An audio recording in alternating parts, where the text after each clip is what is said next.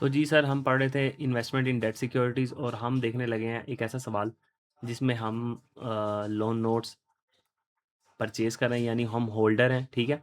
और इसके अंदर डिस्काउंट आ रहा है। आपने प्रीमियम देख लिया था कि प्रीमियम ऐड होता है, ठीक है, फेस वैल्यू के अंदर। अब फेस वैल्यू या पार वैल्यू एक ही बात होती है, ठीक है। तो अब हम देखने लगे हैं कि सर अगर डिस्काउंट दिया हो लोन नोट्स के अंदर, तो हम या डिबेंचर्स के अंदर अगर हमने कोई डिबेंचर्स परचेज़ किए और हमें परचेज़ करते हुए प्रीमियम नहीं पे करना पड़ा बल्कि हमें डिस्काउंट मिल गया, तो सर हम उसको कैसे अकाउंट फॉर करेंगे? तो बहुत ईजी ट्रीटमेंट है। तो सवाल को एक बार पढ़ लेते हैं। वो कह रहा है एक्विजिशन ऑफ लोन नोट्स, आपने लोन नोट्स एक्वायर किए हैं, ठीक है। उनकी पार वैल्यू है 12.5 मिलियन। 12.5 मिलियन पार वैल्यू वाले आपने लोन नोट्स एक्वायर किए हैं, इशूड एट डिस्काउंट ऑफ 23%। हमें 23% डिस्काउंट मिला है। जिसने इशू किया है ना, तो हम क्या हैं? बायर, होल्डर है, हम होल्डर, ठीक है, हम होल्डर हैं। तो हमारे लिए फाइनेंशियल एसिट है। तो कभी सवाल ऐसा भी आएगा कि आप इशूअर की साइड से देख रहे होगे, तो इशूअर की साइड से क्या होगी? फाइनेंशियल लाइबिलिटी, ठीक है। आपके लिए क्या है? ये फाइनेंशियल एसिट। तो उसने हमें 23% डिस्काउंट पे इशू किया है और हमने ट्रांजैक्शन कॉस्ट 3,75,000 पे किया है। इफेक्टिव रेट है 10% और कूपन रेट है 4.7%। कूपन रेट वो रेट जिस पे हमें इंटरेस्ट मिलेगा, और 10% इफेक्टिव रेट यानी IRR वो रेट है जिस पे हमने इंटरेस्ट इनकम बुक करनी है। तो सर अब उसने कहा कि रिडीमेबल एट पार, यानी जब इसके 5 साल पूरे हो जाएंगे तो सर आप इसको पार पे रिडीम करोगे, यानी जो उसकी फेस वैल्यू है वो वापस मिल जाएगी आपको। ऐसा भी हो सकता है कि आपको वो कह दे कि 5वें साल के एंड पे आप इसको रिडीम करो, पार पे रिडीम ना करो, या ऐसा रिडीम करो मतलब आपको कम पैसे मिले। या हो सकता है कि रिडम्पशन के टाइम पे आपको ज़्यादा पैसे मिल जाएँ। तो बस आपने क्या करना है, रिडम्पशन के टाइम पे अगर ज़्यादा पैसे मिल रहे हैं तो आपने रिडम्पशन वाले ईयर के अंदर वो ज़्यादा पैसे दिखा देने हैं, अगर कम मिल रहे हैं तो कम दिखा देने हैं, बस। तो अभी हम देख लेते हैं, अभी हमें जितने की पार वैल्यू उतने ही मिल रहे हैं। तो सिंपली हम क्या करेंगे सर, अब ये देखेंगे कि बिज़नेस मॉडल कौन सा है। वो कह रहा है intend to hold till redemption. अब हमारा इसको बेचने का कोई इरादा नहीं है, फेयर वैल्यू चेंजेस को अकाउंट फॉर करने का कोई इरादा नहीं है। मार्केट में अगर ऊपर नीचे रेट्स जाएँगे तो हमें कोई उससे मतलब सरोकार नहीं है, ठीक है? हमारा कोई कंसर्न नहीं है उससे। हमारा कंसर्न ये है कि हमने इसको एक स्ट्रेटेजिक इन्वेस्टमेंट के तौर पे रखा है। तो जब भी हम स्ट्रेटेजिक इन्वेस्टमेंट के तौर पे रखेंगे और हमारे कैश फ्लो SPPI होंगे, यानी solely payment of principal and interest. ये SPPI है क्या सर? ये कैश फ्लो कैरेक्टरिस्टिक टेस्ट होता है। वो क्या होता है सर, कि सर आपने ये देखना है कि आपके जो कैश फ्लोज हैं वो solely payment of principal and interest होने चाहिए, उसके अलावा कोई पेमेंट आपको ना मिलनी चाहिए। ऐसा नहीं होना चाहिए कि आपको कोई प्रॉफिट मिल रहा हो, ऐसा नहीं होना चाहिए कि आपका प्रॉफिट कोई यूनिट बेस हो, ऐसा कुछ भी सीन नहीं होना चाहिए। यानी आपको इसके प्रिंसिपल एंड इंटरेस्ट के अलावा कुछ नहीं मिलना चाहिए। और अगर आपको इसके अलावा कुछ मिल रहा है तो इसका मतलब ये है कि आपके जो कैश फ्लो हैं वो SPPI नहीं है। तो हमने पढ़ा था कि अगर आपके कैश फ्लो SPPI ना हो तो फिर अमोर्टाइज कॉस्ट मॉडल बिल्कुल भी नहीं लग सकता। फिर आप डायरेक्टली कहाँ जाएंगे? FVTPL पे। और FVTPL को दूसरा क्राइटेरिया क्या था सर, कि आपने उसको अगर होल्ड किया हुआ है बॉन्ड्स को बेचने की नीयत से, तब भी आप FVTPL लगा सकते हैं। तो SPPI नहीं होने चाहिए, ना हुए अगर तो फ़ौरन FVTPL पे, अगर होल्ड टू सेल है तब भी FVTPL पे चला जाएगा, ठीक है। तो सर ये सब काम हम कब कर रहे होते हैं? ये हम इनिशियल रिकग्निशन पे कर रहे होते हैं, यानी जिस दिन हम बॉन्ड्स खरीद रहे होते हैं उस दिन हम सोचते हैं कि सर क्यों हम ऐसा कर रहे हैं, मतलब हम किस किस बिजनेस मॉडल के ऊपर इसको लगाएं। तो उस दिन हम अपने आप से पूछते हैं कि हमने होल्ड टू सेल करना है, होल्ड टू कलेक्ट करना है, hold to collect and sell करना है। तो सर पहले दिन अगर हमने इररिवोकेबल इलेक्शन कर लिया, इररिवोकेबल इलेक्शन का मतलब ये होता है कि आपने पहले दिन कसम खा ली है कि भाई मैंने इसको इस नीयत से रखा है कि मैंने इसको होल्ड करना है टिल मेच्योरिटी, या मैंने इसको नियत कर ली है कि मैंने होल्ड करना है टू सेल, ठीक है। तो उस वक्त जो आप मॉडल अप्लाई करोगे at initial recognition, if you irrevocably elected, आपने ये तहिया कर लिया है कि भाई मैंने इसको अमोर्टाइज कॉस्ट पे रखना है, तो फिर आप इसको अमोर्टाइज कॉस्ट पे रखोगे। अच्छा, अब हमारा सवाल भी ये कह रहा है कि अमोर्टाइज कॉस्ट के ऊपर आपने इसको रखना है। तो सिंपली हम क्या करेंगे, इसको अमोर्टाइज कॉस्ट पे रखेंगे और हम इसको एक्सेल पे सॉल्व करते हैं। आए तो सर हम इसको एक्सेल पे सॉल्व करते हैं। तो सर ये इसका सोल्यूशन है, तो इसको हम मिटा देते हैं और आपके लिए दोबारा से सोल्यूशन बनाते हैं। तो सर ये जी हमारी फेस वैल्यू आ गई सबसे पहले। तो हमने सवाल से फेस वैल्यू उठाई, जैसे हम करते हैं फेस वैल्यू उठाई कि सर हमारी फेस वैल्यू है 12.5 मिलियन, हमने 12.5 मिलियन लिख दिया। और डिस्काउंट हमें मिला 23%। 23% किस चीज़ का सर? फेस वैल्यू का। तो कैसे ये निकला देखें कि 12.5 मिलियन का हमने 23% ले लिया तो डिस्काउंट आ गया। डिस्काउंट मिला है तो माइनस करना, ठीक है, प्लस ना कर देना। हम ये निकाल रहे हैं ना कि परचेज प्राइस कितनी है बॉन्ड्स की, यानी लोन नोट्स की। इस सवाल में लोन नोट्स हैं और हमने ट्रांजैक्शन कॉस्ट पे किया 3,75,000। और सर तो हमें पता लगा कि हमने ये जो परचेज़ किए हैं ना लोन नोट्स, हमें ये इफेक्टिवली 10 मिलियन के पड़े। तो सर हमारा जो इंटरेस्ट रेट है सवाल के अंदर उसने बताया हुआ है कि आपका इफेक्टिव रेट है 10% और कूपन रेट है 4.7%। तो सर आपने सवाल पे नहीं जाना, आपने अपना इफेक्टिव रेट लेना है 9 पॉइंट, ये आपका इफेक्टिव रेट आया हुआ है यहाँ पे। तो सवाल ने राउंड ऑफ किया हुआ है, तो आपका जवाब मैच नहीं करेगा। तो हमारा इफेक्टिव रेट ऑफ इंटरेस्ट है 9.9722%, ठीक है। और हमें कैश मिलेगा कूपन रेट पर, और कूपन रेट कितना है सर हमारे पास 4.7%। तो हमने सर ऐसे लिख लिया, हमने कहा इस पे हमें कैश मिलेगा और इस पे हमें क्या मिलेगा, हमने इंटरेस्ट इनकम बुक करनी है। तो सर ओपनिंग आ गया हमारे पास 10 मिलियन, ठीक है। तो ओपनिंग की एंट्री क्या करेंगे सर, इन्वेस्टमेंट इन लोन नोट्स डेबिट और कैश क्रेडिट, वही एंट्री जो हम करते होते हैं सर, पहले दिन हमने एंट्री कर दी। उसके बाद हम अमोर्टाइजेशन टेबल बनाने के लिए आ गए। अब हमने इंटरेस्ट निकालना है सर। इंटरेस्ट कैसे निकालेंगे कि हम इसको मल्टीप्लाई कर देंगे सर किससे, 9.9722%, ठीक है सर। और हमें कैश कितना मिलेगा सर, सर हमें कैश मिलेगा फेस वैल्यू का, सर ये रही हमारी फेस वैल्यू, इसका 4.7%। तो इसका 4.7% जब हमने लिया तो हमें कैश मिलेगा इतना, ठीक है। इंटरेस्ट इनकम पीएनएल में इतनी बुक करेंगे और कैश मिलेगा इतना। तो क्लोजिंग कैसे निकालेंगे, ओपनिंग, ठीक है, प्लस इंटरेस्ट और माइनस कैश, ठीक है। तो कैश को मैंने माइनस में नहीं लिखा, तो मैं आपको यहाँ दिखा देता हूँ कि हम माइनस में लिख देंगे इसको। अभी कैश के साथ नेगेटिव फिगर नहीं लिखी हुई, तो यहाँ आप नेगेटिव फिगर लिख देना, ठीक है। तो यहाँ पे तो अभी आ गया क्लोजिंग बैलेंस, और ये क्लोजिंग अगले साल ओपनिंग बनेगा। और इसी तरीके से आप इंटरेस्ट इनकम निकालोगे, कैसे निकलेगी सर आपकी इंटरेस्ट इनकम, कि सर इसका आपने 9.9722% ले लिया, ठीक है। और कैश की फिगर यही होगी सर आपकी, सॉरी।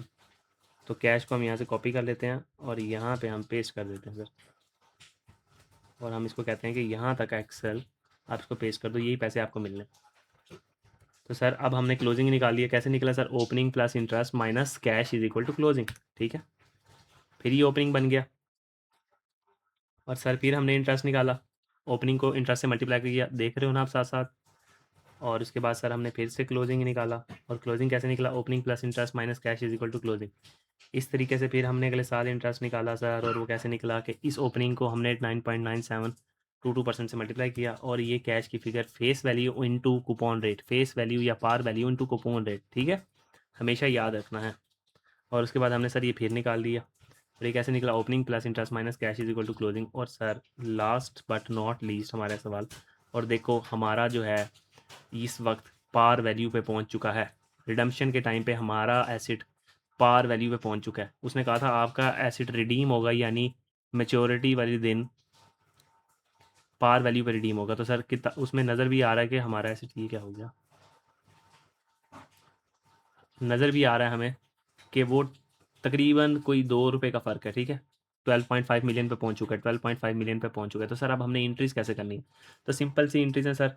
इंटरेस्ट की एंट्री करेंगे, वही एंट्री मशहूर ज़माना एंट्री जो हमने की हुई है। तो सर इसको हम यहाँ कॉपी कर लेते हैं और इसको यहाँ पेस्ट कर देते हैं, यहाँ भी पेस्ट कर देते हैं, यहाँ भी पेस्ट कर देते हैं। आपके लिए मैं 2-3 एंट्रीज़ कर देता हूँ, ठीक है। तो सबसे पहली एंट्री क्या करेंगे सर हम, तो ये वाली एंट्रीज अभी रहने देते हैं।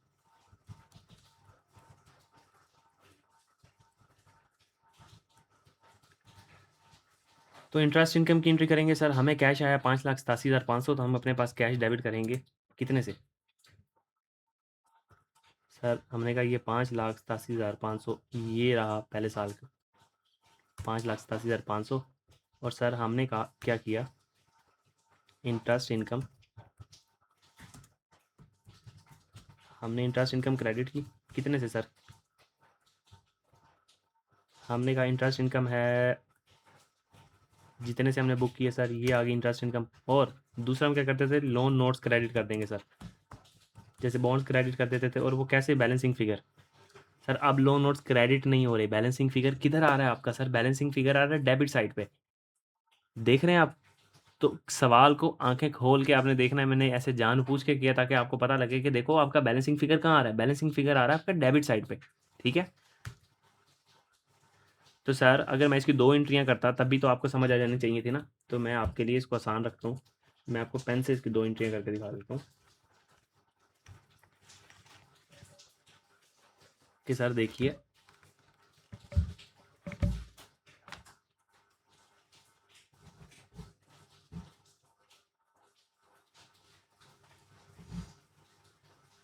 सर हम यहाँ आते हैं,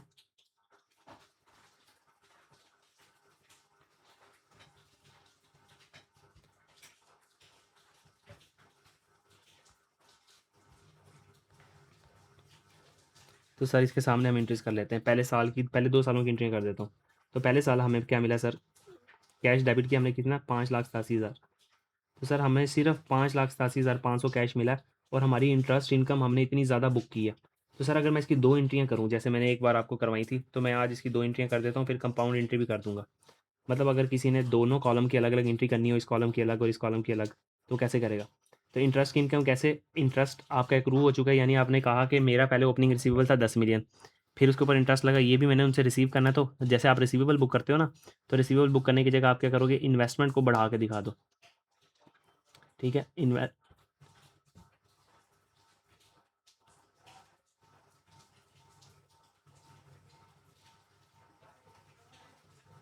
तो आप यहाँ लिख दोगे सर, ये क्या हो रहा है,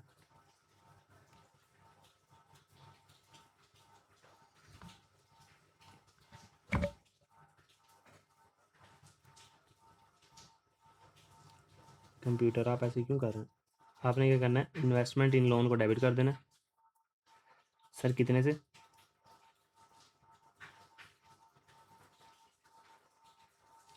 सर ये तो राज़ी नहीं है, हम तो यहाँ आके कर लेते हैं। तो सर इन्वेस्टमेंट इन लोन आपने डेबिट कर दिया सर, कितने से? यहाँ आके आपने अमाउंट देख लेनी है, 997220, 997220, तो 997220। ठीक है सर, और इंटरेस्ट इनकम क्रेडिट, आपकी इंटरेस्ट इनकम क्रेडिट होगी 997220 से। सर ये पहले कॉलम की एंट्री कर दी आपने, इंटरेस्ट इनकम बुक कर ली, यानी इंटरेस्ट। उसके बाद आपको पैसे मिले सर, 5,87,500 मिला। ठीक है, आपकी इनकम थी, कितनी बड़ी इनकम थी, 9,97,220, और आपको सिर्फ मिला 5,87,000। तो आप क्या करोगे सर, हमें पैसे जो मिले कैश डेबिट, और इन्वेस्टमेंट इन लोन नोट क्रेडिट। सर कितने से, 5,87,500 से, 5,87,500 से, यहाँ भी 5,87,500 से।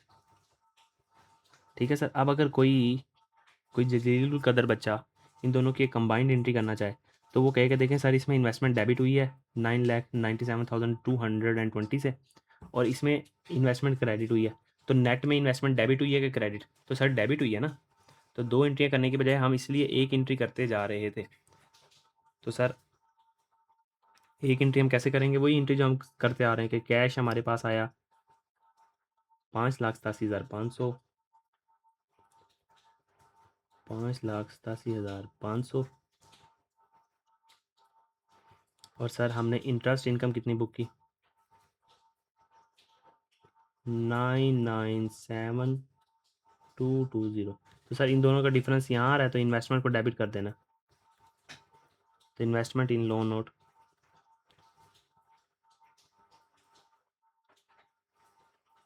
997220 माइनस 587,500, तो 409,720 से आपने क्या किया,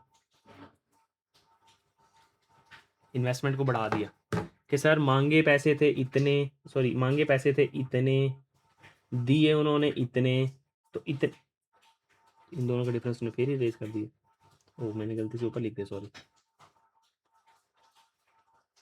409,720, तो सर मांगे पैसे थे कितने, इतने, उन्होंने दिए कितने, इतने, तो बाकी का हमने रिसीवेबल बुक कर लिया एक किस्म का। तो रिसीवेबल इसलिए डेबिट नहीं करते, हम सिर्फ इन्वेस्टमेंट को ही डेबिट कर देते हैं। ठीक है, तो सर ये कोई एंट्री करना चाहे दो, तो ये 2 एंट्री कर ले, किसी ने ये एक एंट्री करनी है तो वो एक एंट्री कर ले, जिसको जो एंट्री आसान लगती है वो वैसे कर ले, दोनों एंट्रियों में एक ही काम हो रहा है। ठीक है, तो सर ये था सवाल कि अगर आपका डिस्काउंट डिस्काउंट दिया हो आपको, तो आप उसको कैसे डील करोगे। सर अगर यही आपको वो कह देता कि आप फेयर वैल्यू थ्रू पीएनएल करो, ठीक है, आप क्या करो, फेयर वैल्यू थ्रू पीएनएल करो।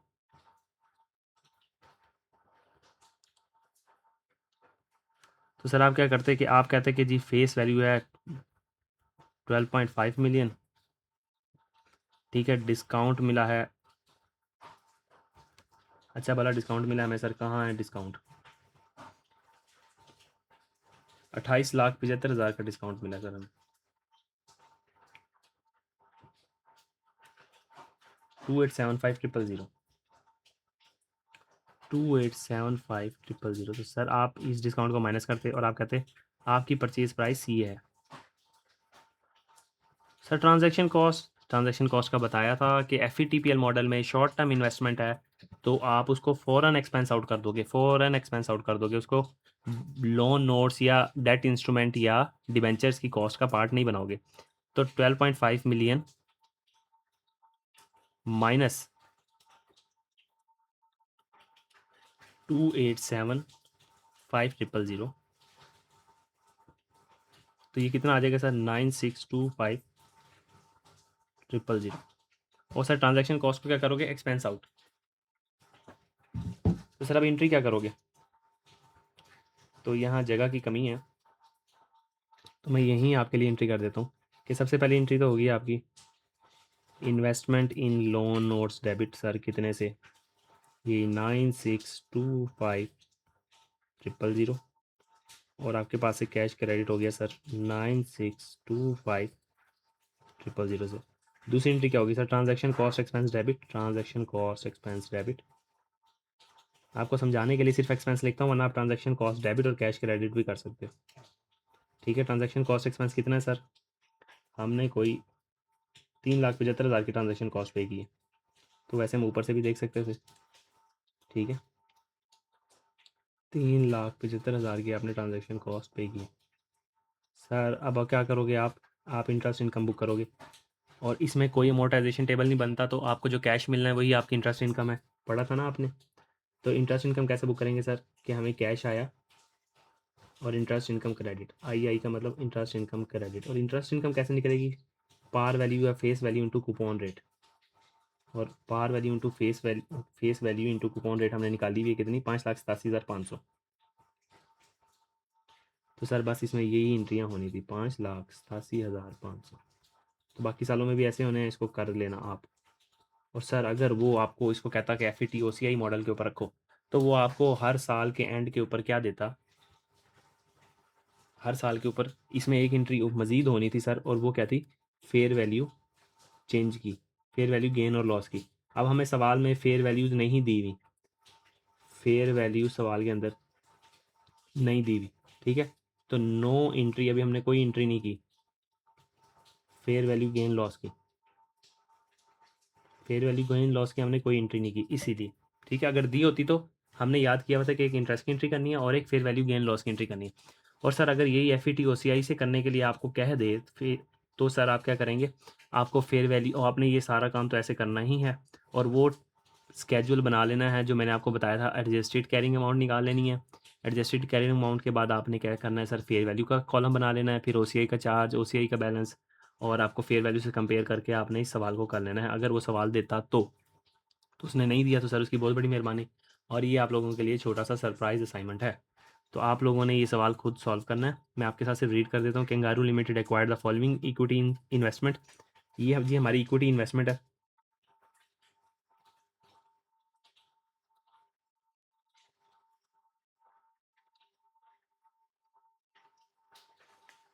ये सारा सवाल आपने करना है, कब करना है सर, जब मैं इक्विटी इन्वेस्टमेंट को पढ़ा दूंगा। इसके फ़ौरन बाद अगली वीडियो होगी आपकी इक्विटी इन्वेस्टमेंट की, ठीक है। और उसके फ़ौरन बाद आपने ये सरप्राइज असाइनमेंट मैंने जो यहाँ अटैच कर दिया, ये आपने सॉल्व करनी है। तो अब चलते हैं हम इन्वेस्टमेंट इन इक्विटीज़ के अंदर।